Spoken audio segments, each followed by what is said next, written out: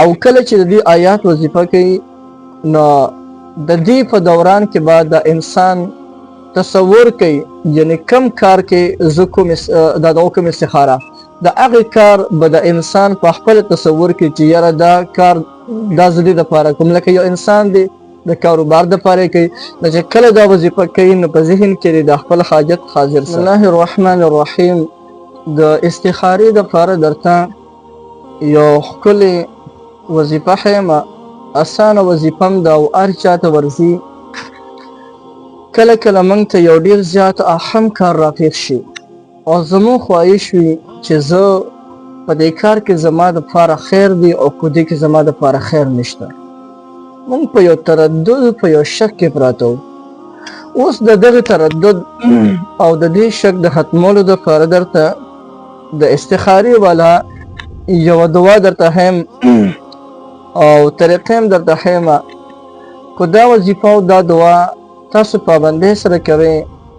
نو چې څنګه استخاره تاسو وکړئ په هغې کې به تاسو کامیابۍ سره مخامخ شئ یعنی الله رب العزت به تاسو ته په هغه کار کې یو لوی خیر واچي که تاسو دا کار هر یو کار کوئ مثلا یو انسان دی بهر ملک ته ځي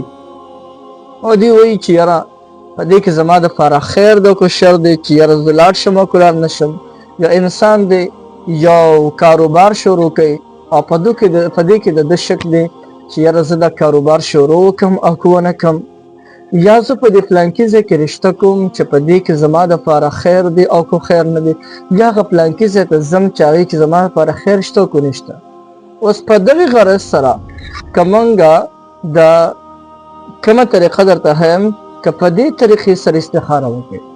نو انشاءالله صحیح خبره به تاته په خوب کې معلومه شي چې په دې کار کې ستا دپاره یا خیر شته یا نشته استخاره په اصل کې استشاره ده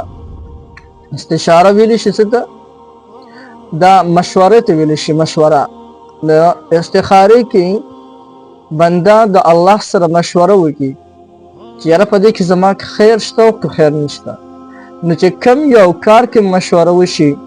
نو په هغې کې الله رب العزت یو ډېر لوی خیر ږدي او قرآن مجید کې الله تعالی موږ ته د دې ترغیب بار بار راکړی دی لکه موږ د حضرت آدم علیه السلام چې دا کوم واقعې د هغې کې وګورو هغې کې رب العالمین ملایکو سره کړه مشوره انی جاعل فی الارض خلیفه زه ځمکه کې یو نایب پیدا کوم اوس الله ته د مشورې ضرورت نشته لیکن الله د تعلیم دپاره ملایکو ته وویل چې زه په ځمکه باندې ځان له یو څوک جوړوم نایب جوړوم نو دغه ځای کې مشوره وغیره نو بار بار موږ ته په دې کې په قرآن حدیث کې د مشورې چې دا کوم حکم دا راغلی دی بیا چې یو انسان مشوره کوي او مشوره د الله جل شانه سره وکړي نو وایه په دې کې به څومره لوی خیر او برکت وي نو د استخاره دا په اصل کې د الله جل شانه سره مشوره ده چې زه دا کار کوم نو چې په دې کار کې اوس زما دپاره خیر دی که خیر نشته دی دا صرف د دې دپاره وي نو راځي اول زه تاسو ته د کومه وظیفه چې د درته ښیم اسانه وظیفه د ماشومانو له مرځي بسم الله الرحمن الرحیم سبحانك لا علم لنا الا ما علمتنا انك انت العليم الحكيم دا د استخارې والا دعا ده که چېرته په یو کار خیر کې تا ته استخاره منظور وي ته وایې چې زه د خیر دا کار کوم او زه په دې کې استخاره کوم نو کم یو کس چې کوي هغه له پکار دی چې د ماسخوتن د منځه نه پس دی د خپل زړه د فاسدو خیالاتو نه صفا کړي خپل ذهن خپل زړه دی د فاسدو خیالاتو نه صفا کړي مکمل یعنی د ګناه سوچونه وغیره دغه دې پرېږدي او په تنهایۍ کې دې کښېني په یو ځان له ځای کې دې کښېني او په هغه ځان له ځای کې دې یو سل یو کرت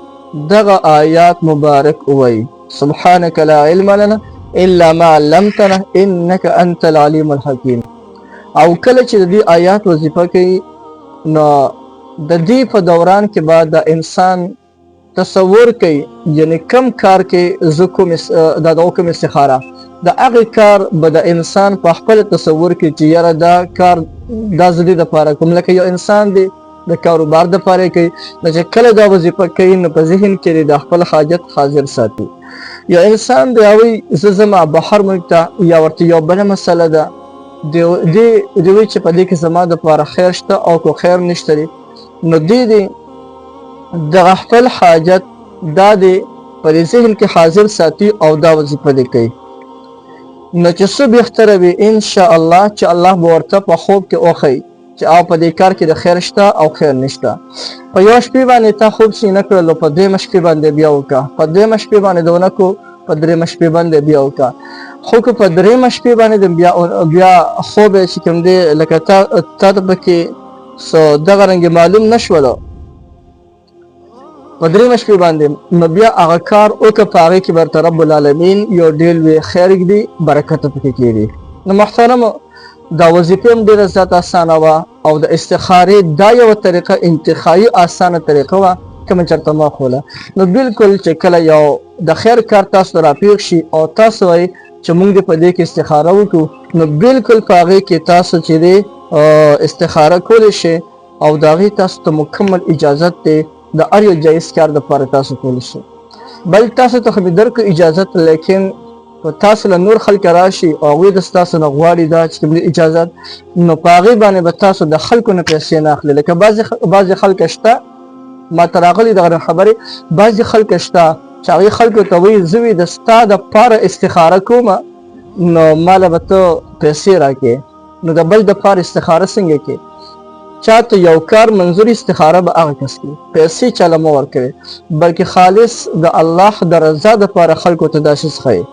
نو محترمو یو ډېره اسانه طریقه مې ورته وښوله په خپله یې کوې بل چا پسې مه ځئ